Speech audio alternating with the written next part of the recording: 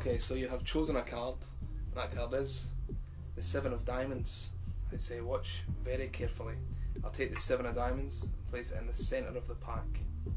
Now, despite the fact you just watched it go in there, it will rise up through all the cards. It will find a loophole in the laws of physics that we all know and stand by, and make its way back to the top of the pack, which is pretty strange. Agreed? I'll try it one more time. I'll place the 7 of diamonds somewhere near the centre of the pack. I'm estimating slightly, but it's definitely in the middle.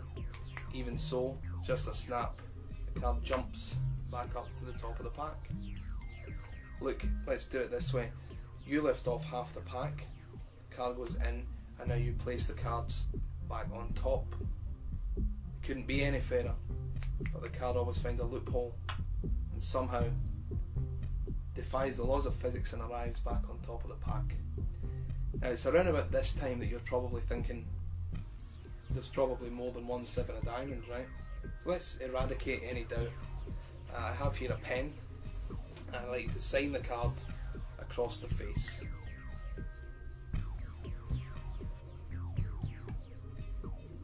Just like so. Now I want there to be no mistake this time. Watch very carefully the 7 of diamonds. I'm going to place it in the middle of the pack. You can still see it there. I'll place it halfway down in these cards.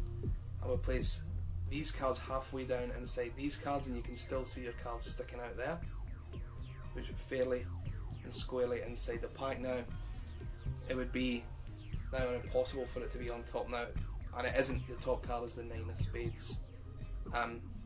Then if I get rid of the 9, the new top card is the 5 of clubs. But if you watch carefully, I do this,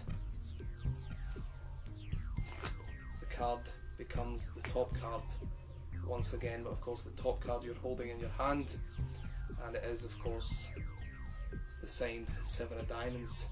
And at that point people tend to get a little bit overexcited. It's quite a big moment. See, I'd like to try one more thing, but before I do, did I show you the card case?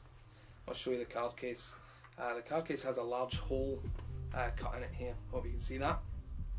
A large hole cut in the case, and that will become important in a moment. In the meantime, let's take this 7 of diamonds, and I want you to watch very carefully.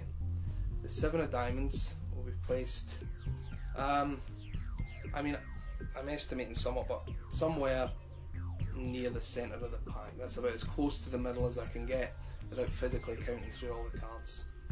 It goes into the centre of the pack, and of course we now place it inside the card case with the hole in it. And thanks to the hole, of course, you'll be able to monitor the top of the pack.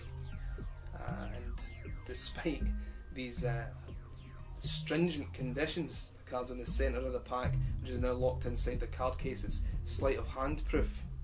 The card will find a loophole in the laws of physics that we know and stand by, and rise back to the top of the pack, just like so.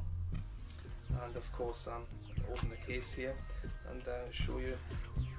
There's the case that can be fully examined, and there is the signed card, unmistakably risen back to the top of the pack. Very strange. But let's not stop there.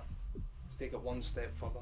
If you watch just here, and do this, I get one more 7. And I do this, I get 2 7s. And the last 7, I riffle, just a little snap, and there of course is the final 7. That's all 4 7s. And in this particular routine, everything can now be examined. The deck, the box, the signed card. You're clean and ready to move on. So there you have it.